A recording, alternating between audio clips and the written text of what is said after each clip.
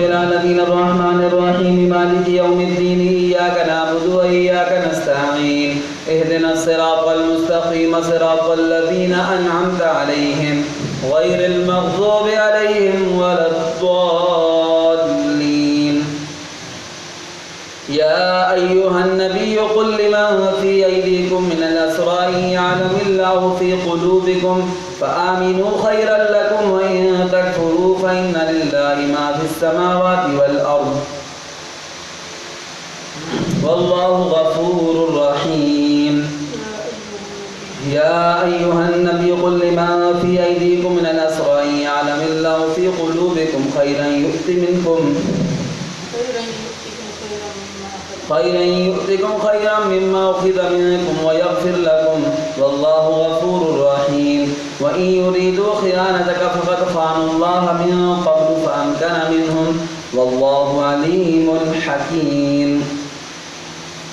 إن الذين آمنوا وهاجروا وجاهدوا بأموالهم وأنفسهم في سبيل الله والذين آووا ونصروا أولئك بعضهم أولياء بعض والذين آمنوا ولم يهاجروا ما لكم من ولايتهم من شيء حتى يهاجروا وإن استنصروكم في الدين فعليكم النصر إلا على قوم بينكم وبينهم ميثاق والله بما تعملون بصير.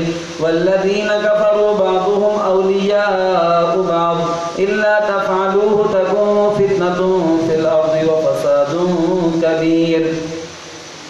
والذين آمنوا وهاجروا وجاهدوا في سبيل الله والذين آووا ونصروا أولئك هم المؤمنون حقا لهم مغفرة ورزق كريم. والذين آمنوا من بعد وهاجروا وجاهدوا معكم فأولئك منكم وأولو الأرحام بعضهم أولى ببعض في كتاب الله إن الله بكل شيء عليم. الله أكبر.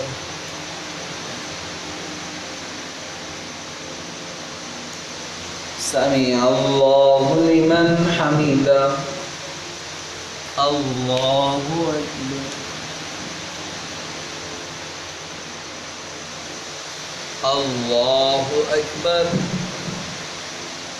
الله أكبر.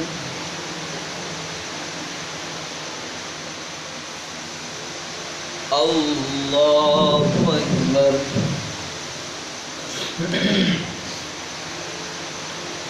الحمد لله رب العالمين الرحمن الرحيم مالك يوم الدين إياك نعبد وإياك نستعين اهدنا الصراط المستقيم صراط الذين أنعمت عليهم غير المغضوب عليهم ولا الضالين.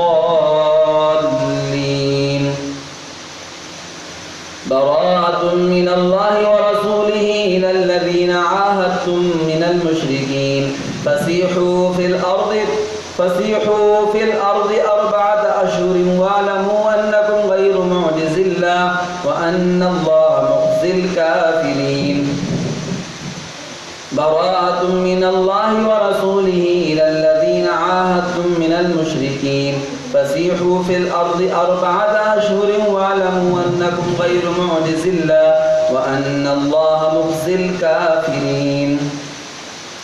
وأذان من الله ورسوله إلى الناس يوم الحج الأكبر أن الله بريء من المشركين ورسوله فإن تبتم فهو خير لكم وإن توليتم فاعلموا أنكم غير معجز الله وبشر الذين كفروا بعذاب أليم.